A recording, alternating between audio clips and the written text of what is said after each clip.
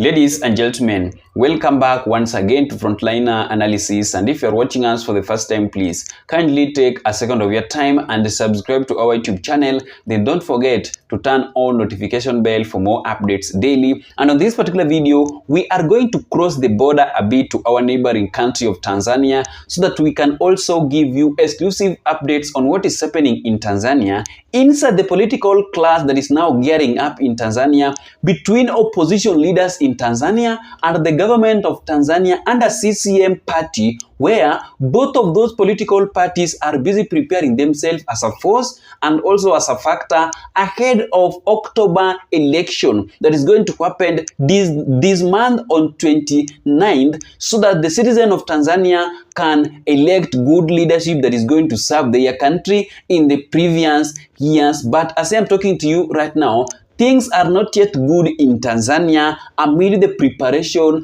ahead of general election in Tanzania, because we are receiving some of the three scared news. And allow me to start with the first one.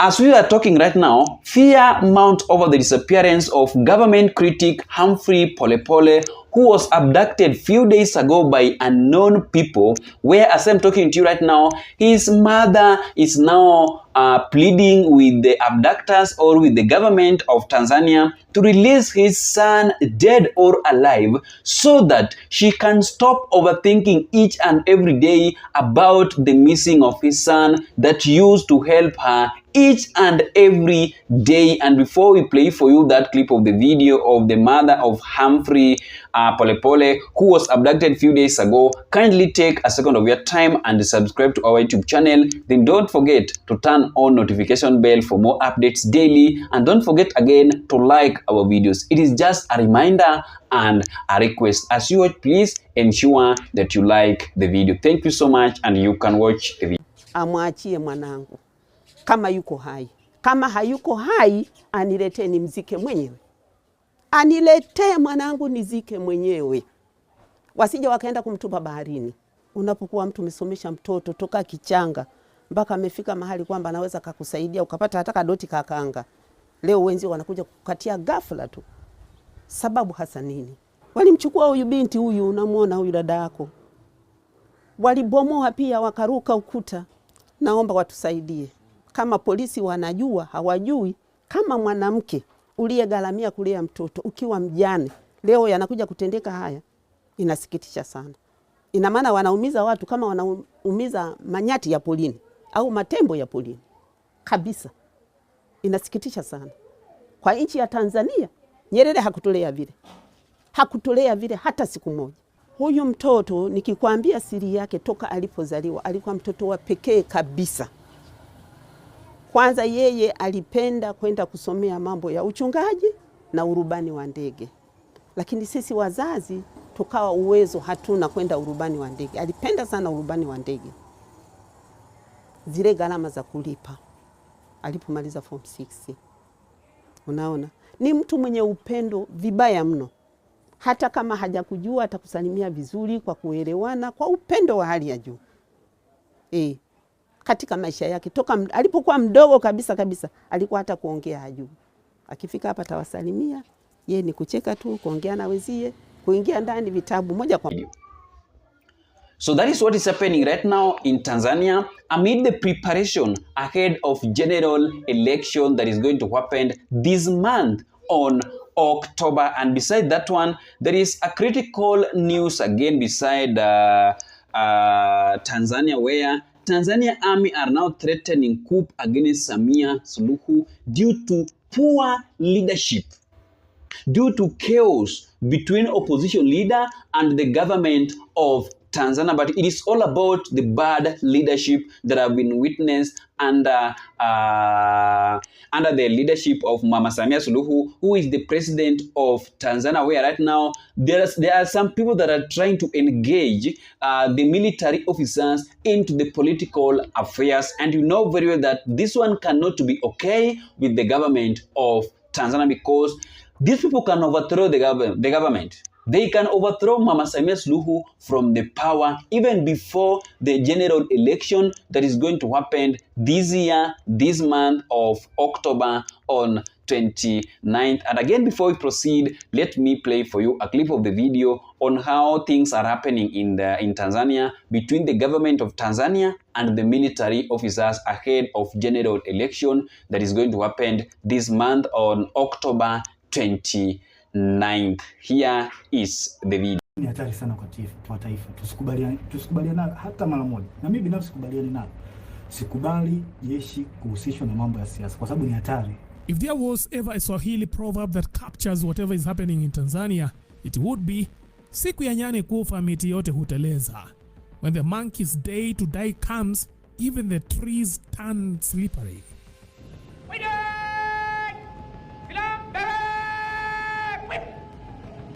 For Tanzania's President Samia Suluhu Hassan, with an election looming and the opposition threatening boycotts over her alleged dictatorship, the branches of power are not only becoming dangerously slippery, but also shaky.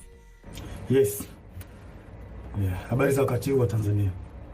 Kwa majina anaitwa Captain Tesha, afisa kutoka jeshi la wananchi wa Tanzania katika kikosi cha Saki, kwa maana kwamba ni shule ya anga ya kijeshi. President Samia Suluhu is facing open defiance, not just from the opposition, but from within her own military ranks. Captain Tesha, an officer in the Tanzania Air Force, has gone public with a statement that's less warning and more grenade. Suluhu, he says, must go before the country collapses. Maslahi ya namba 5, maslahi ya kiuchumi na kiusalama. Watu wachache sana, mfano wafanyabiashara wakubwa, familia za kitajiri na taasisi za fedha, wanashirikiana moja kwa moja na maafisa wa usalama au jeshi. Yaani wanakuwa kitu kimoja, wanatengeneza bondi. Na pia mikopo au tenda au mikataba ya kitaifa ambayo ina faida wanapeana wao kwa wao. Wanapeana maslahi wenyewe kwa wenyewe. Sio watu wazuri hao. Namba 6, kukandamizwa kwa wakosoaji au whistleblowers. Wapiga filimbi au waandishi wa habari za kichunguzi mara nyingi wanakandamizwa, ikiwezekana kuuliwa au kudhuriwa pindi wanapotoa habari zao, pindi wanapofichuliwa. Na vyombo vya habari muda mwingine vinavyofanya hivyo mara nyingi wanachukuliwa hatua. Hivyo vyombo vya habari vinachukuliwa hatua na hao watu kwa sababu wana mkono mrefu. Huendeleza maslahi hata kama ni kinyume na matakwa ya umma au sheria. Wananchi hata mkipiga kelele vipi kuhusu hali mbaya au matatizo ya nchi, wao hawajali. Yaani wanafanya mambo kwa maslahi yao, hawajali wananchi hao watu.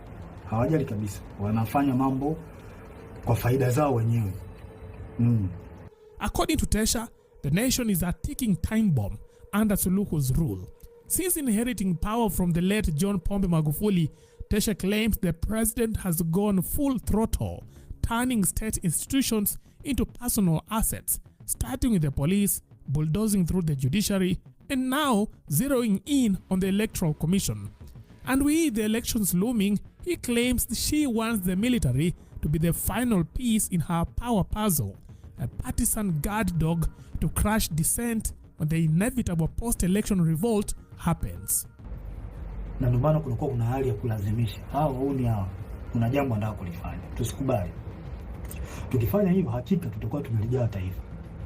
Na haya mambo si ya ufisadi ambao tunayaona sasa hivi. Ufisadi, sio uaji, yaani utaongezeka maradufu na wananchi hawatakuwa na la kuongea. Utaongezeka maradufu tukikubali uchaguzi ufanyike. Afande CDF. Umeshika matumaini ya Tanzania. Zuia uchaguzi.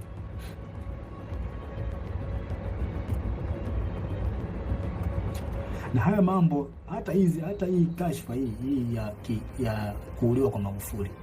Tanzania hawa si ndio watumia wenyewe kwanza. Ndio hao wanatumia. Sasa just imagine kwamba wamechukua hili taifa. Wamechukua. Nani atachunguza kifo cha Magufuli kama wao wenyewe ndio wanahusika? Nani atarekebisha mikataba ya bandari? Mikataba mbalimbali ikiwemo mkataba wa bandari.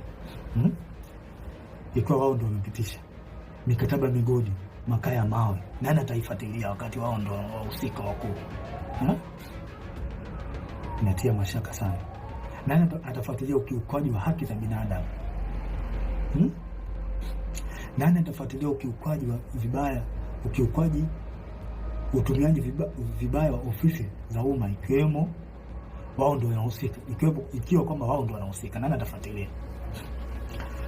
Mkuu wangu Fundiside, tusipochukua hatua za kuzuia huu uchaguzi, basi tunaenda kupoteza hili taifa na kuwasaliti wa Tanzania. Tusipofanya hivyo, tunaenda kuwasaliti wa Tanzania. Tujiulize, kwa nini wanalazimisha na kutumia nguvu kubwa katika huu uchaguzi? Kwa nini wanalazimisha hawa watu? Kuna nini wanaficha ambacho hawataki Watanzania wakijue hapo Ikulu? Kuna nini hawa watu wanaficha mpaka walazimishe? Yaani mambo yanaenda tofauti na katiba, wao wanalazimisha tu, tofauti na sheria za uchaguzi wanalazimisha. Kuna nini?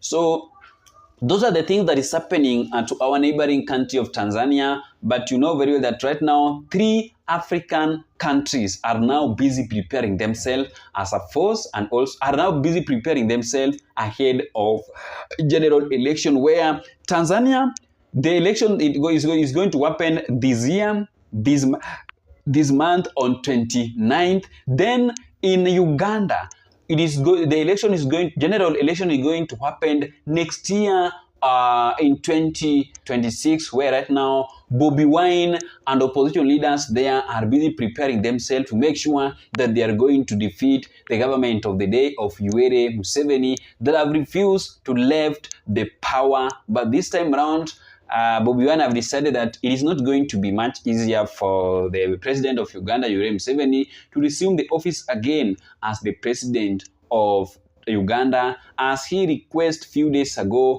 by asking the people of Uganda to add him add him 5 more years so that he can continue to complete some of the project that he started 40 years ago under his leadership. And thirdly is Kenya, where right now both opposition leaders in Kenya are also busy preparing themselves as the force and also as the factor ahead of 2027 election that will happen on 10th August, where we are only remaining with less than 23 months for the citizen of this country of Kenya to face the politicians on the ballot box, so that they can decide that so and so will not resume the office and so will resume the office according to how they have been working under 5-year term limit that they use to occupy different offices, starting from MCA, MP, governor, senator, women rep, and president. Thank you so much, my fellow Kenyans and Tanzanians and Uganda. And if you are meeting this channel for the first time, please take your time and subscribe to our YouTube channel, whether you are in Uganda, Tanzania, and Kenya, and also other parts of the country in Africa and also in the world, so that you can make sure that we can make sure that you are well updated on how things are happening in Africa. Thank you so much, and may God bless you. See you in the next video. Bye bye.